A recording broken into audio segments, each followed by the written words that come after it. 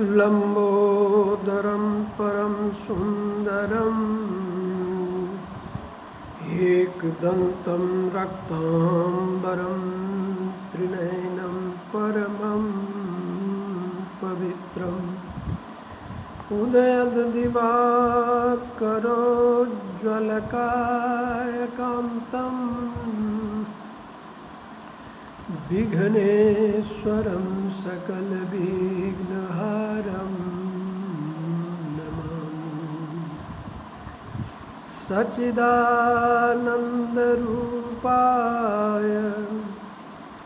विश्वोत्पत्त्यादिहेतवे तापत्रय विनाशाय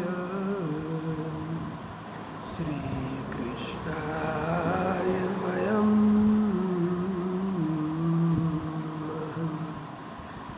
नारायणं नमस्कृत्य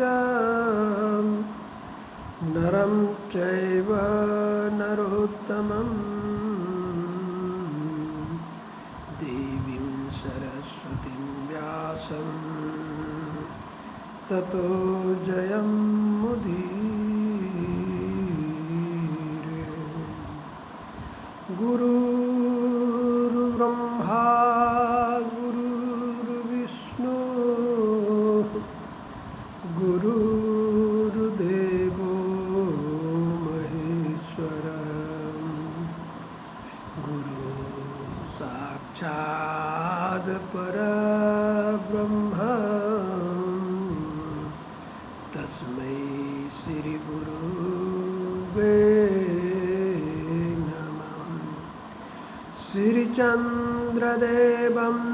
शिवमद्वितीयं भस्माभिलिप्तं शशिशूरवर्णं पद्मासनस्थं सुखदं यतीन्द्रं वाक्कायचित्तैः सततं भजेऽहम्। वाक्कायचित्तैः सततं भजेऽहम्। बोलिए श्री चंद्र भगवान की जय। पवन सुत हनुमान की जय। उपस्थित सभी महापुरुषों के चरण कमलों में साष्टांग दंडवत प्रणाम करते हुए मात्रा प्रकाश भाष्य में हम प्रवेश करते हैं। कल की पावन चर्चा में आप लोग श्रवण कर रहे थे गुरु अविनाशी खेल रचाया,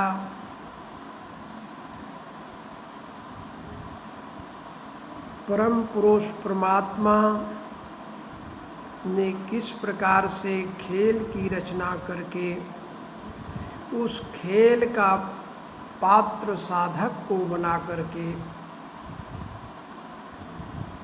इस खेल को खिलाया। आइए आज तीसरे सूत्र में हम लोग प्रवेश करते हैं। बाबा जी कहते हैं आगम मार्ग का निरूपण करते हैं, अगम निगम का पंथ बताया। यह आगम के स्थान पर आगम शब्द का प्रयोग का निरूपण करते हुए स्वामी योगींद्रानंद जी ने कहा है छंदो भंग भयानुन्यम आगमे हरस्वता कृतां मान्योऽयं निगवानुन्य इत्यापि बोध्यते मया। यहाँ पर शुद्ध आगम शब्द के स्थान पर अगम शब्द का प्रयोग इसलिए किया गया है कि छंद भंग ना हो। निगम वेद से आगम लौकिक शास्त्र की कक्षा छोटी मानी जाती है। इस भाव को व्यक्त करने के लिए ही आचार्य श्री चंद्र ने आगम के स्थान पर अगम शब्द का पाठ पढ़ा है। गुरु परंपरा मिले ज्ञान ध्यान की बात, सो आगम मुनि जानिए, कहे शंभु निज तात्र भैया, कहे शंभु निज तात। भगवान शंकर अपने पुत्र को समझाते हुए कहते हैं, हे तात, वह मुनि आचार्य परंपरा से आगत मूल सिद्धांत के संवाद ज्ञान ध्यान की बात को आगम के नाम से जानते हैं। आगच्छन्ति बुद्धिम आरोहन्ति अभ्युदयानि श्रेयोपाया यस्मात् सह आगमः। आगम यद्यपि मूल में अत्यंत विस्तृत है, पर काल दोष के से इसका अधिकांश भाग नष्ट हो गया है। उस आगम की सार्थकता उसकी शब्द रचना के कारण नहीं, बल्कि उसके भाव प्रतिपादन के कारण है। इसलिए शब्द रचना को उपचार मात्र से आगम कहा गया है। इसके भाव को ग्रहण करने के लिए इसका 5 प्रकार से अर्थ किया जाता है: शब्दार्थ, नयार्थ, मतार्थ, आगमार्थ और भावार्थ है। शब्द का अर्थ देश काल आदि के अनुसार बदल जाता है, किंतु यथार्थ वही रहता है। किंतु भावार्थ वही रहता है। शब्द बदल जाने पर भी आगम अनादि कहा जाता है। आगम को भी प्रमाण स्वीकार किया गया है, क्योंकि वीतराग गुरुजनों के द्वारा प्रतिपादित किया गया है। आगम परंपरा से आए हुए हिंदू धर्म के महत्वपूर्ण ग्रंथ हैं। यह आगम शब्द वेद के संपूरक साधारणतया तंत्र शास्त्र के नाम से लोक में प्रसिद्ध है। इस प्रकार निगम वेद हैं, जिस प्रकार निगम वेद हैं उसी प्रकार आगम तंत्र भी है। दोनों स्वतंत्र होते हुए भी एक दूसरे का पोषक है। आगतम पंचवक्त्रास्तु गतं च गिरिजानने मतं च वासुदेवस्य तस्मात् ओम उच्यते। आगम का उद्भव शब्द अगम है। शिव प्रोक्त होने के कारण आगम निगम के सादृश्य स्वतः प्रमाण है। पुराण आदि में भी आगम का वर्णन मिलता है। गुरु शिष्य पदे स्थित्वा स्वयं देवो सदा शिवः प्रश्नोत्तर पदे वाक्ये तंत्र सम अवतारयत। गुरुदेव के चरणों में स्वयं नित्य बैठकर प्रश्नोत्तर के द्वारा प्राप्त ज्ञान ही आगम कहलाता है। जैसे श्री कृष्ण ने अर्जुन को, सुखदेव ने राजा परीक्षित को, यमराज ने नचिकेता को और दत्तात्रेय ने राजा अलर्क आदि को ज्ञान दिया है। यह गुरु शिष्य परंपरा से प्राप्त ज्ञान आगम कहलाता है। आगम का पंथ बताने का अभिप्राय है कि शिष्य को परंपरा से प्राप्त तत्व ज्ञान के साधनों का उपदेश सामान्यतः दुर्जय होने से अगम्य है। यह तत्व ज्ञान गुरु के उपदेश से सुलभ हो जाता है। उन्हीं सद्गुरु देव के आदेश का पालन करने के उद्देश्य से नगर में सामाजिक कार्य करने के लिए आया हूँ। यहाँ आने में मेरा अपना कोई यथार्थ स्वार्थ नहीं है, मात्र गुरु आज्ञा का पालन और जन कल्याण की भावना ही कारण है। ऐसा जानिए।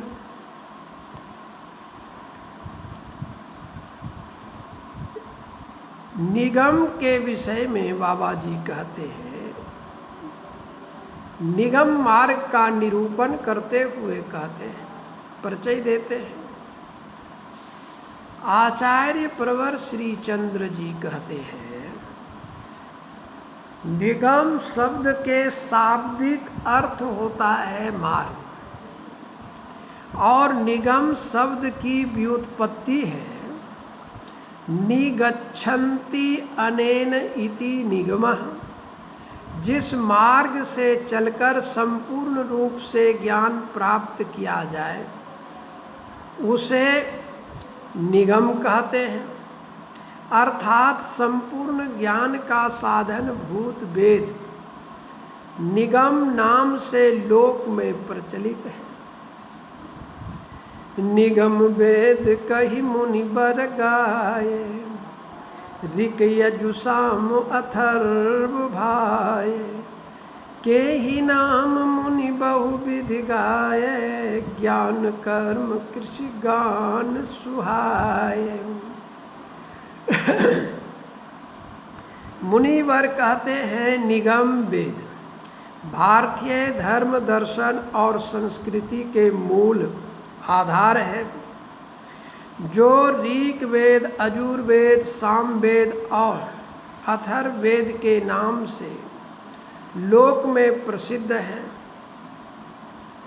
मुनि ने उनके नामों का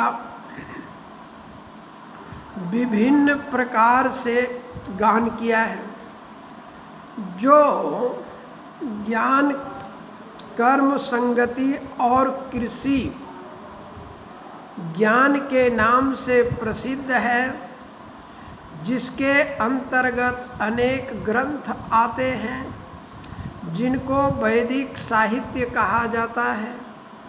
वैदिक साहित्य को विश्व के प्राचीनतम ग्रंथों का गौरव प्राप्त है। भारतीयों के आचार विचार, रहन सहन, धर्म कर्म को समझाने के लिए वेद का ज्ञान होना अनिवार्य है।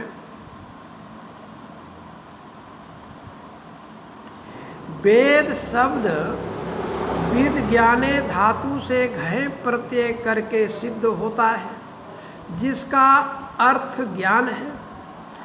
विद धातु 4 अर्थों में प्रयुक्त होता है। भिद्यन्ते, ज्ञायन्ते, लभन्ते ये भी धर्मादि पुरुषार्थः इति वेदाः। वेद वह ज्ञान राशि है जिससे विद्वान लोग परमात्मा और जगत के स्वरूप का ज्ञान करते हैं। प्राचीन ऋषियों द्वारा संग्रहित ज्ञान को वेद कहते हैं। अतः वेद शब्द वैदिक ग्रंथों में प्रतिपादित ज्ञान का वाचक होने से वैदिक मार्ग को प्रशस्त करता है। तात्पर्य यह है कि वेद पुरुषार्थ चतुष्टय का विवेचन करने वाला ग्रंथ है। इस विषय में आचार्य सायन कहते हैं, इष्ट प्राप्त्या अनिष्ट परिहारयोः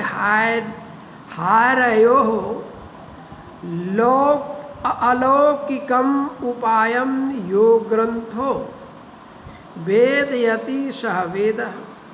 वेद का वेदत्व इसी में है कि वे उस उपाय का ज्ञान कराते हैं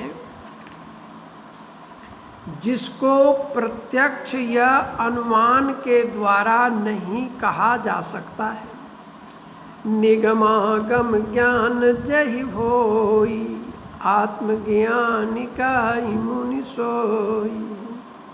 श्रेय जान किमि मुनि जन गाए, को हमको तुम किमि जग जाए।